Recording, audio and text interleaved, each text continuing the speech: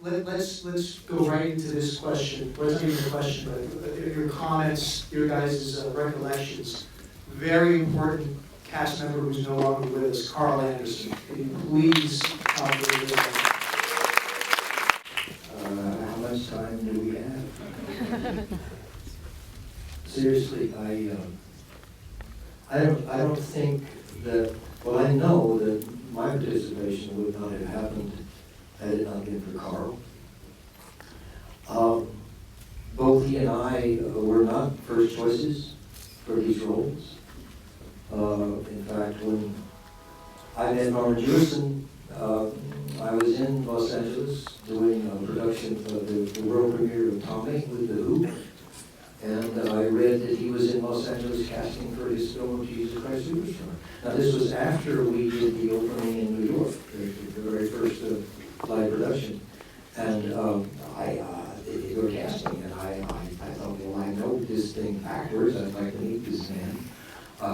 The only downside was that we were rehearsing for Tommy in the daytime and performing it at night, so I couldn't get out to go to an audition. So I tracked Norman Jewison down to his agents and representatives and called them and asked them if they could get him to maybe come and see Tommy, which ultimately he did. And it just happened that he came to see the show on the only performance that I missed. Oh, no. And he wasn't the happiest camper in town. And the agent called me even more, shall we say, less happy the next day, saying Norman came to see it and you weren't there, blah, blah, blah, blah. So I, in my naivete, said, well, could he come back tonight? Well, no, because he and his wife were preparing to fly back to London to start working on the pre-production. So I worked it out with the agent, thank goodness, for him to set up a lunch with Norman and myself, and we sat down and we talked. And he told me flat out that he already had people in mind for his principals, and he was in fact in LA just casting for extras, and pretty much it was blocked up. And again, naively, I had no idea about the business at the time, and I just said, well, Mr. Jewison, I have a very special place in my heart for this, and I will pay for this screening if you will give me a screen test. And he fell out of his chair, laughing at my idiocy. He said, you have any idea what it costs? I said, absolutely not. I'm grabbing for straws. I'll do whatever I have to. Anyway, long story short, it worked out that he actually decided, based upon my aggressiveness, to bring Carl and myself to London for a screen test.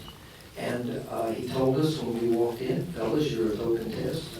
My A-team is coming in later today. I want you to do this for blocking for my camera crew. He asked Carl to sing Heaven on the Lines. He asked me to sing Gethsemane. We did what he asked. When we finished that, we started to leave the soundstage to Pinewood Studios, and he said, fellas, and as only Norman would do, very Columbo-esque, he said, excuse me, fellas, do you know that scene with Judas and Jesus that happens right after the Last Supper where they have their face-to-face confrontation? And of course, we had been rehearsing that prior to this screen test, and we went backwards. We said, yes, sir, we were glad to do that for you. So we sang that, just Carl, the piano, and myself, and we did that confrontation sequence. And the time passed for a good month. And Norman called one night at wee hours in the morning, and he said, Ted? Yes, sir. You were right. I said, about what? He said, you're my Jesus. I